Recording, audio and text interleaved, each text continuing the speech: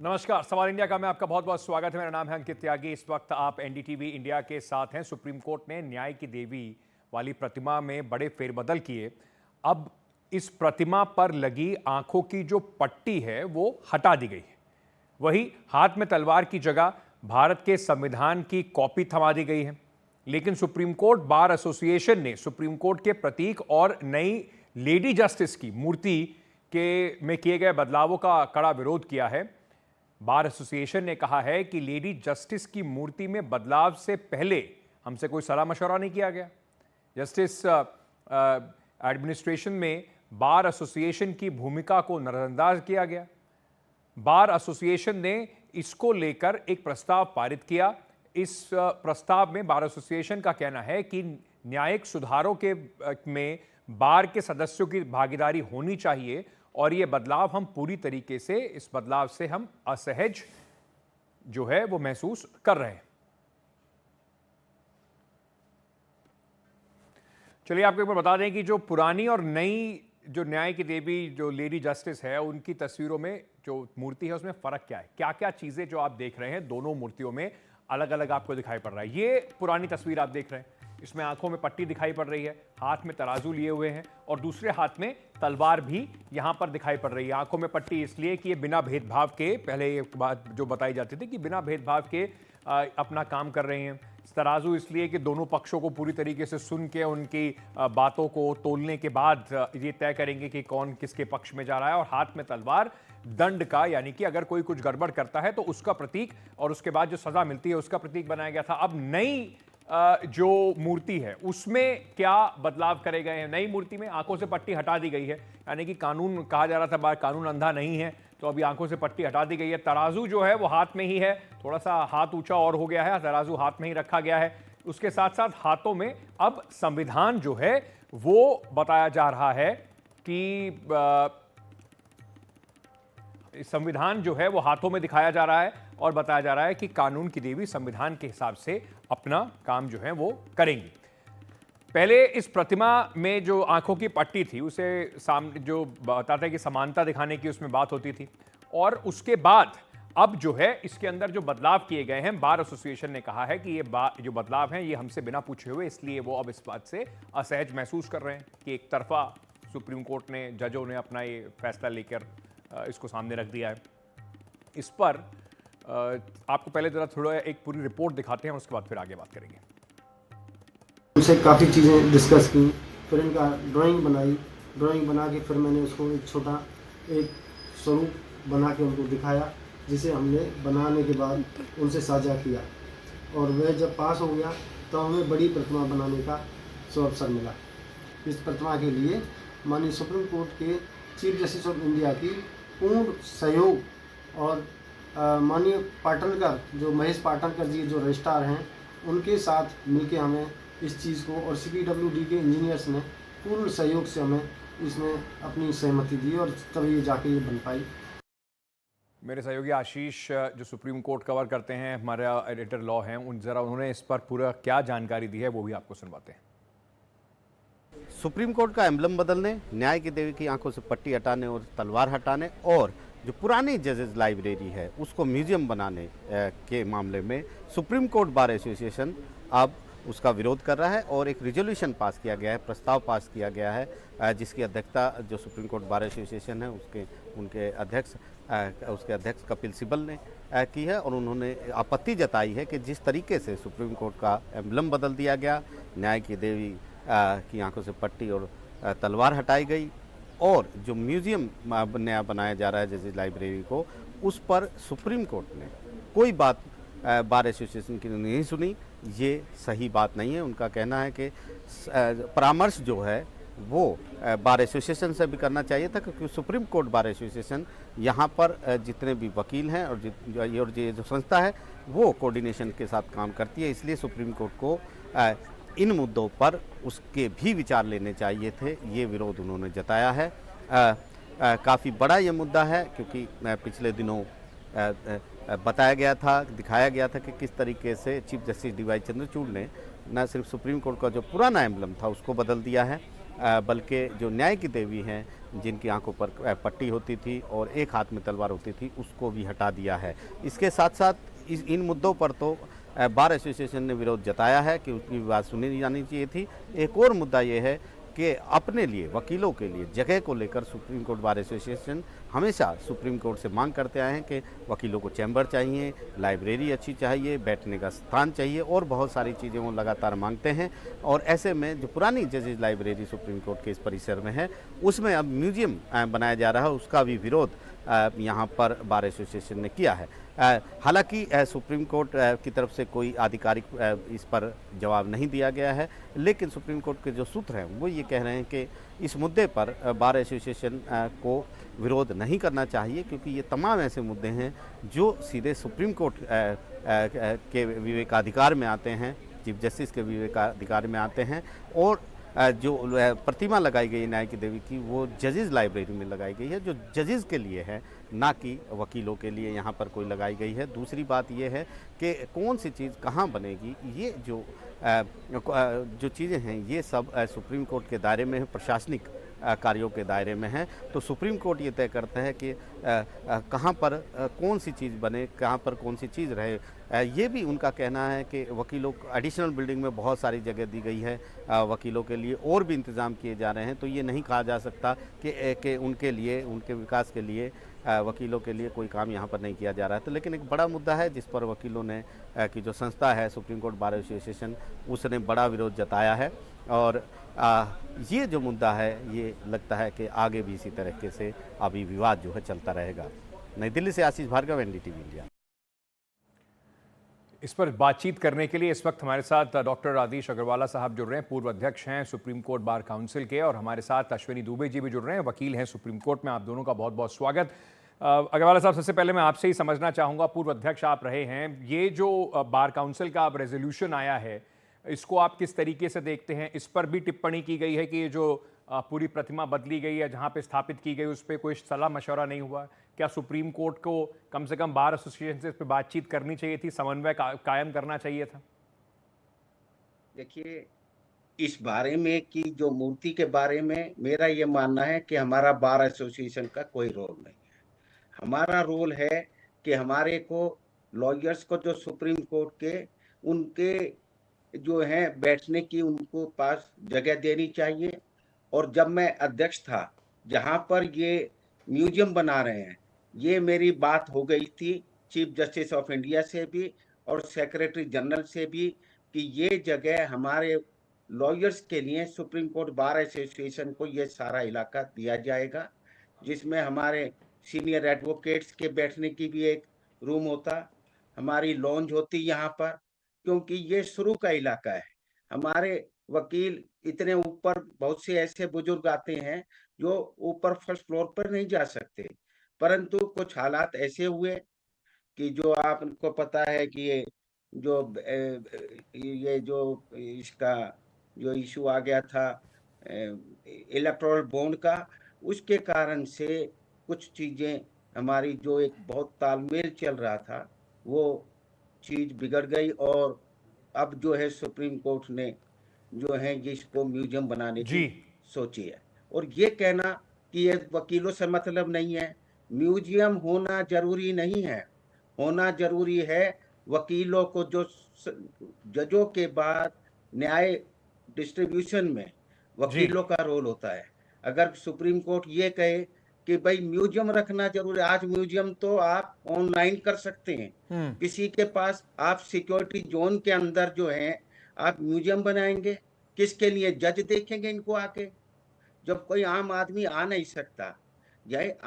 वकील अगर वकील को देखने की जरूरत नहीं है। मैं आ रहा हूं सर, आपके पास वापस आ रहा हूं। अश्विनी दुबे जी, क्या समझा जाए इसको? एक तो पहले जो मूर्ति को लेकर जो जिस तरीके की जो बात कही जा रही है कि भाई इसको एक तरफा चेंज कर दिया गया, और क्या सुप्रीम कोर्ट में जो थोड़ा बार एसोसिएशन का जो इस वक्त कहना लग रहा है कि वकीलों की जो मांगे हैं या वकीलों के साथ जो समन्वय है उसकी अनदेखी करी जा रही? बार, अंकित भाई, बार तो इक्वल स्टेक होल्डर होता है एडमिनिस्ट्रेशन ऑफ जस्टिस में, इसमें कोई शक नहीं है। बार और बेंच एक दोनों के साथ चलते हैं। सवाल यहाँ पर तीन बातों का, रेजोल्यूशन अगर आप पढ़ेंगे तो उस रेजोल्यूशन में तीन बातें हैं। पहला ये कि जब लेडी जस्टिस के आंखों से पट्टी हटाई गई या उनको उनकी मूर्ति में बदलाव किए गए प्रतीक चिन्हों में, तो बार को कॉन्फिडेंस में नहीं लिया गया। दूसरा, एम्बलम चेंज किया गया तब कौन। और आपको बताऊं कि लेडी जस्टिस बदलाव अप्रैल मई 2023 में हुआ था, बदलाव आज का नहीं है। दूसरी बात, औपनिवेशिक काल की जो चीजें हैं, जब हम अपना कानून लेकर आए, एंड ऑफ कॉलोनियल लॉ जब हमने किया, जो हमारे फ्रीडम फाइटर्स थे, जो हमारे कॉन्स्टिट्यूएंट असेंबली मेंबर्स, वो कहते थे कि अपना लॉ होना चाहिए। तो आज 75 साल के बाद अपना एक कानून आया, तो वो भी जो औपनिवेशिक काल के प्रतीक चिन्ह थे, खास तौर से देश की सबसे बड़ी अदालत में, उसको हटाए जाने का विरोध नहीं किया है बार ने। बार ने कहा कि भाई हमें भी कॉन्फिडेंस मिल लेते, यूनिलेटरल डिसीजन था। और ये मूर्ति जो लगी है, ये जजेस लाइब्रेरी में लगी है, और जजेस लाइब्रेरी में 2 साल पहले उसका अनावरण हुआ। उसी दिन स्वर्गीय सीनियर एडवोकेट सोली सोराब जी की भी प्रतिमा जो थी, उसका भी अनावरण हुआ। ऑनरेबल जजेस वहां पर मौजूद थे। बार को निश्चित तौर पर लेना चाहिए। दूसरी बात यह है कि जो प्रपोज म्यूजियम हमेशा से बार जजेस से बोलता रहा है कि आप हमें जो है लॉयर्स को स्पेस दीजिए, तो वो एक लेजिटिमेट जेन्युइन डिमांड है। लेकिन अगर आप के ऊपर की बातें लिखेंगे, बार ने प्रपोज अगेंस्ट नहीं है, बार किसी औपनिवेशिक काल में जो चीजें थी उसको हटाने का विरोध नहीं, बोले आपने यूनिलेटरल डिसीजन लिया। तो इसको पढ़ेंगे तो क्या नहीं, तो इसको किस तरीके से देखें कि क्या सुप्रीम कोर्ट में जो एडमिनिस्ट्रेशन है और जो बार काउंसिल है उसके बीच में समन्वय की कमी दिखाई पड़ रही?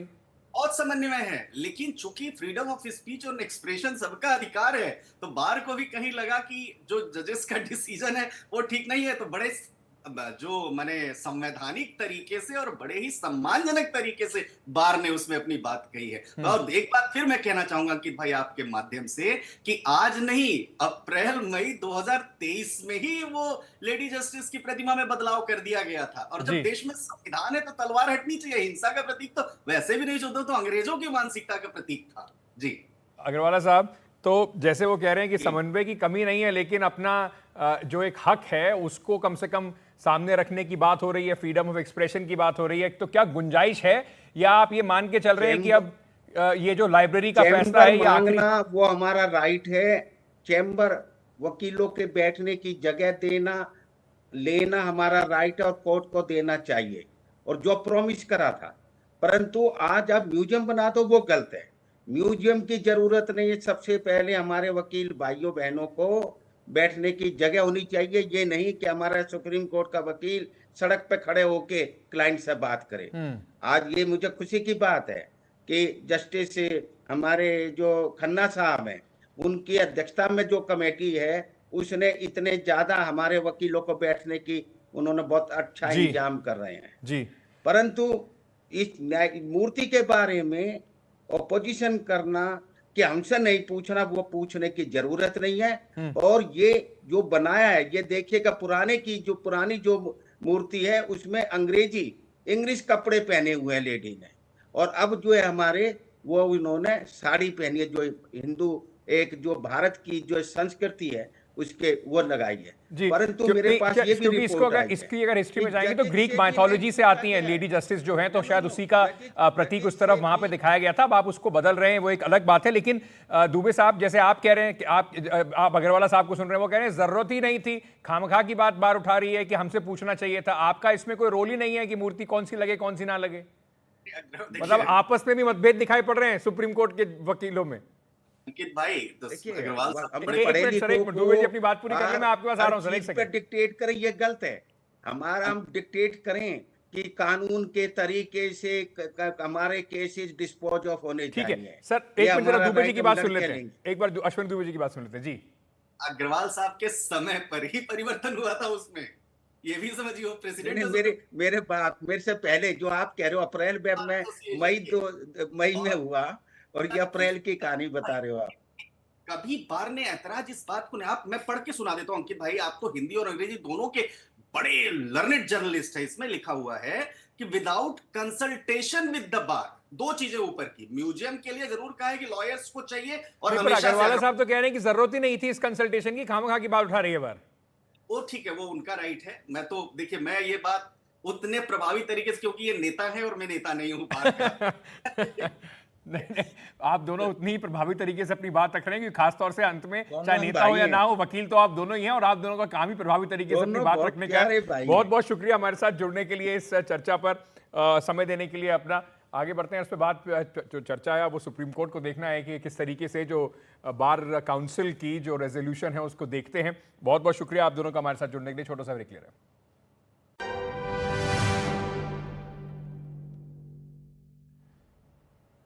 अब राज्यों की जंग में महाराष्ट्र के ऊपर सबकी नजरें लगी हुई हैं, लेकिन आज कम से कम सुप्रीम कोर्ट से थोड़ा राहत जरूर मिली है अजीत पवार एनसीपी को। शरद पवार बनाम अजीत पवार केस में घड़ी का सिंबल सुप्रीम कोर्ट ने दोनों गुटों में जो घमासान है उसमें अजीत पवार गुट को नोटिस जारी करते हुए कहा है कि 19 मार्च के अदालती आदेश का पालन किया गया या नहीं, प्रचार सामग्री में डिस्क्लेमर लगाया गया था या नहीं। सुप्रीम कोर्ट ने चेताया, हम दोनों पक्षों से अपेक्षा करते हैं कि हमारे निर्देशों का पालन करेंगे, आप अपने लिए शर्मनाक स्थिति ना बनाए। यानी कि सिंबल तो अभी अजीत पवार के पास रहेगा, लेकिन डिस्क्लेमर के साथ ही इस्तेमाल किया जा सकता है। मेरे सहयोगी आशीष इस वक्त हमारे साथ जुड़ रहे हैं। आशीष, क्या मायने लगाए जाएं जो सुप्रीम कोर्ट ने कहा उसके आज, लेकिन कम से कम ये बात स्पष्ट है कि चुनाव में सिंबल तो अभी अजीत पवार के पास ही रहेगा।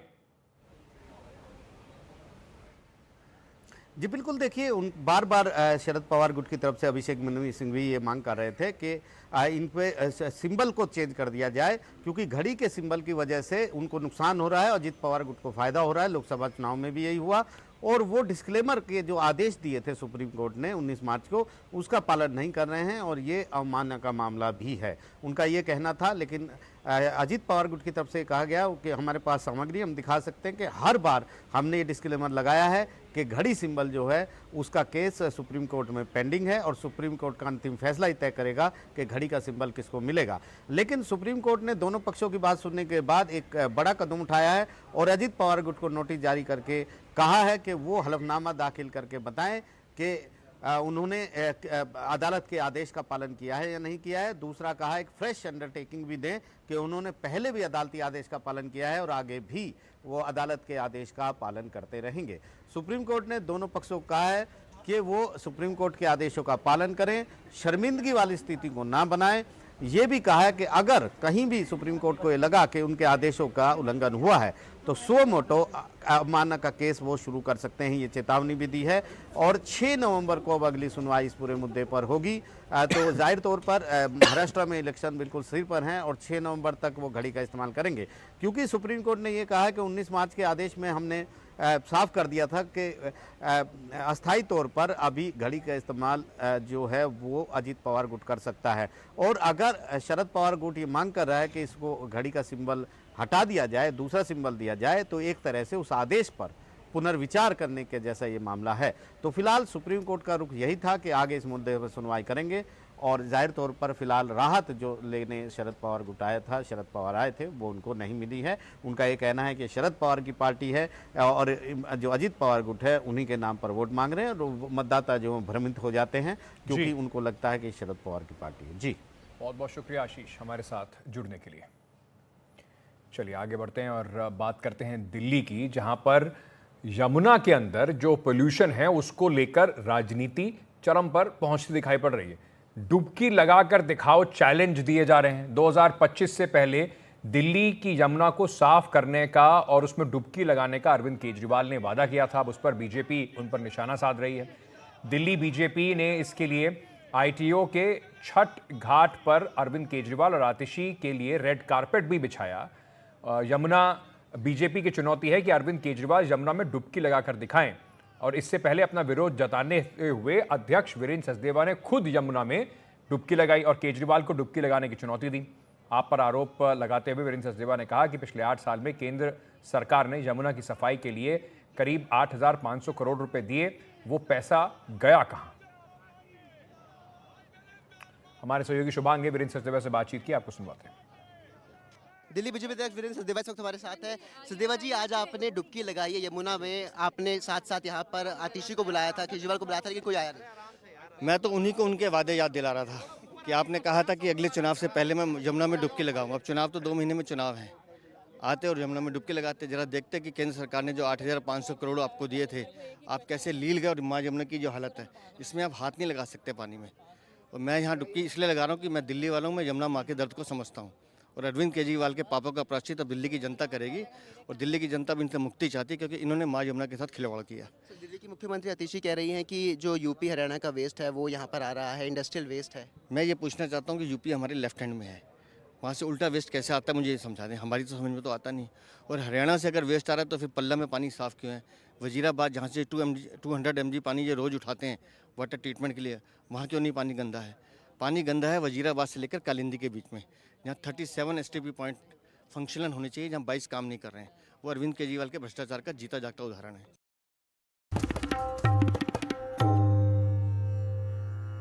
धनतेरस पर सोना चांदी की खरीदारी को लेकर बाजारों में गहमागहमी बढ़ गई है, लेकिन इस बार सोने और चांदी के दामों में बड़ा इजाफा देखने को मिल रहा है, जिससे लोग क्या खरीदना पसंद कर रहे हैं और क्या बढ़ते दामों का असर उनकी पसंद पर पड़ता है, ये बड़ा सवाल है।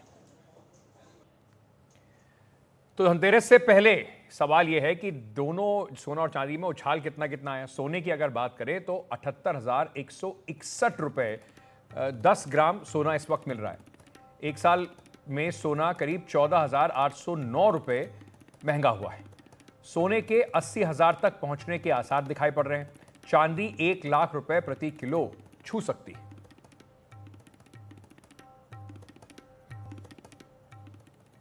हमारे साथ राहुल गुप्ता साहब जुड़ रहे हैं, निदेशक हैं पीपीजेडी प्राइवेट लिमिटेड के। बहुत बहुत शुक्रिया सर हमारे साथ बातचीत करने के लिए। सबसे पहले मैं आपसे ये समझना चाहूँगा कि ऐसा क्या होता है कि जब लोगों को त्योहारों में सोना चांदी खरीदने का मन बनाते हैं तभी जो दाम है वो आसमान छूते दिखाई पड़ते हैं? क्यों हर साल हम लोगों को इस वक्त दाम बड़े दिखाई पड़ते हैं?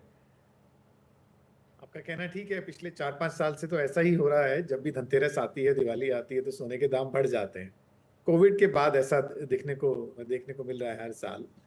और इस साल 80,000 से पार सोने का दाम हो चुका है। 78,181 जो है वो MCX है। तो आम आदमी को जो सोना मिल रहा है GST जोड़ के, वो 80,000 के पास है, पार है। अंदाजन 80,200 का दाम है। और जहाँ तक की बात है दिवाली के आसपास, तो देखिए डिमांड बढ़ जाती है। एक ये बात जरूर है, भारत में सारा सोना आयात होता है, भारत में माइनिंग नहीं है। तो क्योंकि अंतर्राष्ट्रीय बाजार से हम उसको इंपोर्ट करते हैं, तो वहाँ पे भी बहरहाल डिमांड बढ़ जाती है भारत की डिमांड को देखते हुए, और उससे वो दाम एकदम बढ़ जाते हैं। परंतु आज की तारीख में जो युद्ध हो रहे हैं अंतर्राष्ट्रीय पश्चिमी देशों के अंदर, उसको देखते हुए भी इंटरनेशनल अनिश्चितताएं ज़्यादा हैं। हर सेंट्रल बैंक सोना खरीद रहा है अपने सेंट्रल बैंक में रिजर्व रखने के लिए। डॉलर गोल्ड के ऊपर स्विचिंग बहुत हो रही है। तो ये देखते हुए भी डिमांड आम आदमी की भी काफी बहुत है, और सेंट्रल बैंक्स की भी बहुत है, इन्वेस्टमेंट बैंकर्स की भी बहुत है। तीनों चीजों को देखते हुए सोने चांदी के दाम काफी आसमान छुए हुए हैं। सोना ऑल टाइम हाई पे है 80,000 के पार जी, और जो चांदी है वो भी 1 लाख के पार है। सोने और चांदी दोनों की खरीद फरोख्त होती है काफी धनतेरस पे और दिवाली पे। और जहां तक कि चांदी की बात है, तो चांदी का ऑल टाइम हाई पीछे रहा है अंदाजन 75-80 हजार। तो चांदी में जो इजाफा दिखा है वो 20-25% के आसपास का दिखा है। जहां तक कि जो बात सोने में है, तो सोने में कोविड के आसपास के जो दाम थे वो 45-50 हजार के आसपास थे, और वो 80 हो गए। तो अंदाजन उसके अंदर 60% का इजाफा देखने को मिल रहा है। तो अगर इस बार धनतेरस पे जो खरीदारी करने आए, अगर उनके मन में हो कि कौन सा ऐसा मेटल है, सोना या चांदी में से एक ही खरीदना हो, तो कौन से मेटल में ज़्यादा लोगों को इस वक्त आपका रुझान दिखाई पड़ रहा है या खरीदना चाहिए? अगर मैं आपसे सलाह मांगूं कि अगर खरीदना हो तो कौन सा मेटल खरीदा जाए? देखिए, पास्ट को देखते हुए सोने में ना ऊपर का दाम ज्यादा आता है, करेक्शन नीचे की तरफ ज्यादा देखने को नहीं मिलती। और चांदी जो है उसकी ना इंडस्ट्रियल डिमांड काफी है। तो जब दाम काफी बढ़ जाते हैं तो इंडस्ट्रियल डिमांड का कट ऑफ आ जाता है, वो इंडस्ट्री चांदी को कंज्यूम नहीं करती और दाम वापस गिर जाते हैं। तो चांदी में फ्लक्चुएशन बहुत है, सोने में प्राइस की स्टेबिलिटी बहुत हाई है। जहां जहां सोना ने एक दर पकड़ी, मान लीजिए 2004-05 के अंदर 4,000 की दर थी भारत के अंदर, और आज 80,000 की दर है, 20 गुना। तो सोने ने अपनी दरें बनाता रहा। सोने की कभी कोई फॉल रहा तो 10%, 15% का रहा। पर चांदी के अंदर वो चीज 75 से वापस 40 और 40 से वापस 1 लाख हम देख रहे हैं। तो उसके मद्देनजर मुझे लगता है सोने के अंदर हर साल का निवेश, जो कि इतने सालों से चलता रहा है भारत में, 2-4 हजार साल से लोग इन्वेस्ट कर रहे हैं जी, उसमें स्टेबिलिटी ज्यादा है चांदी के मुकाबले। चलिए सर, बहुत बहुत शुक्रिया हमारे साथ जुड़ने के लिए। और आप जैसे जो बड़े व्यापारी हैं उनके लिए सोना चांदी दोनों ही बरसने वाले हैं, क्योंकि बहुत सारे ग्राहक आपकी तरफ बढ़ने वाले हैं। बहुत बहुत शुक्रिया अपना समय हमें देने के लिए। चलिए, दिवाली की अगर बात करें तो confederation of all India traders के मुताबिक इस साल दिवाली पर देश में करीब 4.25 लाख करोड़ का व्यापार होने की उम्मीद है। होली अष्टमी से 10 दिन के दिवाली महोत्सव की शुरुआत जो है वो हो गई है और confederation of all India traders के राष्ट्रीय महामंत्री और चांदनी चौक से सांसद प्रवीण खंडेलवाल ने बताया कि देश भर के व्यापारी इस त्योहार को अपनी दिवाली, भारतीय दिवाली के रूप में मनाने का फैसला लेते हुए ज़्यादा से ज़्यादा भारतीय सामानों की बिक्री का निर्णय वो कर रहे हैं। सोना चांदी की खरीदारी को लेकर बाजारों में रौनक दिखनी शुरू हो गई है। बढ़ती कीमतों के बीच में इस बार धनतेरस पर लोगों की चॉइस पर काफ़ी असर देखने को मिल रहा है। इस पर लोगों और दुकानदारों का क्या सोचना है, हमारी रिपोर्ट।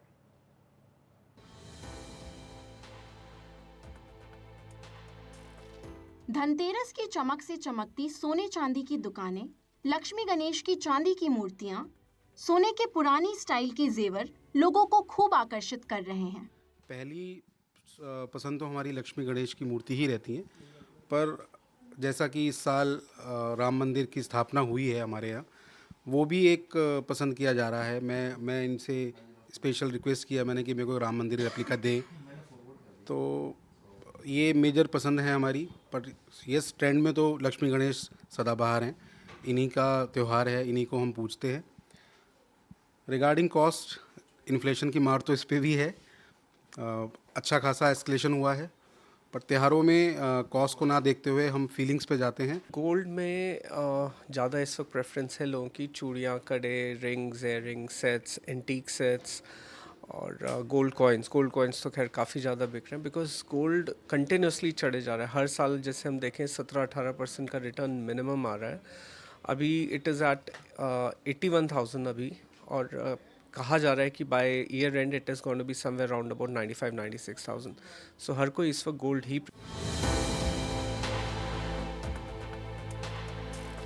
आम दुकानों पर सोने के जेवर 80,000 रुपए प्रति 10 ग्राम के हिसाब से मिल रहे हैं। चांदी की कीमत भी आसमान छू रही है। कुछ लोग परेशान हैं तो कुछ लोग दिवाली की खुशी में कीमतों को नजरअंदाज कर रहे हैं। मैं इस बार सिल्वर लेना चाह रही हूँ क्योंकि गोल्ड बहुत महंगा है, तो गोल्ड हम नहीं ले सकते हैं क्योंकि हम लोग आम में हमारे इतना बजट से ऊपर हो जाता है। प्राइस का तो कोई फ़र्क ही नहीं पड़ता, जिसने लेना है। लेडीज़ की जान है, गोल्ड उनके लिए चाहिए ही। उनको गोल्ड कैसे भी दें, बर्थडे पे भी चाहिए, लड़ाई मनाने पर भी चाहिए, तो गोल्ड तो उन्हें चाहिए। कुछ लोग ऐसे भी हैं जिन्होंने दाम बढ़ने के डर से महीनों पहले से ही बुकिंग करा ली थी ताकि धनतेरस के वक्त परेशानी ना हो। तो इस बार भी मैंने 2 बैंगल्स खरीदे हैं क्योंकि रेटों का उतार चढ़ाव रहता है ज़्यादा, तो पहले ही मैंने 2 महीने पहले बुक कर दिया था, इसलिए वो मैं आज गोल्ड ही लेने आया हूँ, उसका ही पेमेंट किया है। बढ़ते दामों के बीच दुकानदारों की अपनी ही राय है कि सोना और चांदी भले ही दोनों महंगे हो रहे हों, लेकिन चांदी खरीदने वालों के लिए ये फायदे का सौदा साबित हो सकता है। आप चाहे चांदी खरीदें चाहे सोना खरीदें, दोनों ही बढ़ रहे हैं एंड डेफिनेटली काफ़ी इंक्रीमेंट होगा। बट सोने से ज़्यादा आई थिंक पर्सनली कि चांदी बढ़ेगी। डेफिनेटली चांदी will out perform gold at any given point of time. Dhanteras का त्यौहार नज़दीक है, ऐसे में जो सोने चांदी की दुकान है वहाँ पे लोगों की चहल पहल देखने को मिल रही है। हालांकि इस बार सोने चांदी के दाम में काफ़ी इजाफा हुआ है पिछले साल के मुकाबले, लेकिन क्योंकि दिवाली और धनतेरस से लोगों की भावनाएं जुड़ी होती हैं, तो ऐसे में लोग वही खरीद रहे हैं जो उनकी जेब को भा रहा है।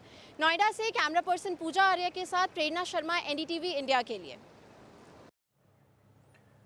चक्रवाती तूफान दाना की वजह से उड़ीसा से लेकर पश्चिम बंगाल तक तबाही मचने की आशंका जो है वो जताई जा रही है। मौसम विभाग के मुताबिक तूफान के आज देर रात उड़ीसा के धामरा पोर्ट पर टकराने का अनुमान है। इसके बाद 120 किलोमीटर प्रति घंटे की रफ्तार से हवाएं चल सकती हैं। मौसम विभाग के डायरेक्टर मृत्युंजय महापात्र ने कहा कि भारी बारिश भी होगी, समुद्र में तूफानी लहरें उठ सकती हैं। पश्चिम बंगाल, उड़ीसा से लेकर बिहार के कुछ इलाकों में तेज बारिश होने का अनुमान लगाया जा रहा है। अनुमान है कि समुद्र में 2 मीटर से ऊंची लहरें उठेगी। उड़ीसा के केंद्रपाड़ा, भद्रक और बालासोर जिलों में बाढ़ आने की आशंका भी जताई गई है, इसलिए सभी लोगों को सुरक्षित स्थानों पर पहुंचाया जा रहा है। पेड़ों की डालियां काट दी गई हैं ताकि वे घरों और लोगों के ऊपर ना गिरें। 150 से ज़्यादा ट्रेन रद्द कर दी गई हैं। कोलकाता एयरपोर्ट पर आज शाम से कल सुबह तक उड़ानें भी बंद कर दी गई हैं। भुवनेश्वर एयरपोर्ट भी आज शाम 5 बजे से कल 9 बजे तक, सुबह 9 बजे तक बंद रहेगा। सरकार ने उड़ीसा के 14 जिलों को जोखिम ग्रस्त घोषित कर दिया है।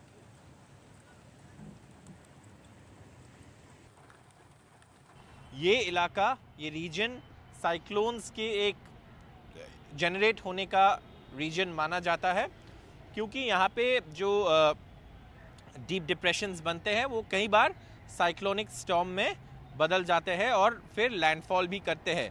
तो ये कोई नई बात नहीं है कि पश्चिम बंगाल और उड़ीसा के कोस्ट में कई सारे लैंडफॉल हुए हैं साइक्लोन के। और ये सुपर साइक्लोन की बात करें जो 1999 साल में आए थे, और तब से लेकर आज तक कई सारे साइक्लोन ये जो उड़ीसा, वेस्ट बंगाल और बांग्लादेश का कोस्ट है यहाँ पे लैंडफॉल किए हैं। तो कैसे इन राज्यों का राज्य सरकार साइक्लोन से जो होने वाली डैमेज या लोगों की जान जाने का जो आशंका रहते हैं, कैसे उससे निपटते हैं, कैसे उसे टैकल करते हैं, इस बात को लेकर पश्चिम बंगाल और उड़ीसा सरकार के पास अब काफ़ी सारा एक्सपर्टीज़ आ गया है। पहले ही आपको बता दें, 1999 का जो सुपर साइक्लोन था उड़ीसा में, वो एक टर्निंग पॉइंट था।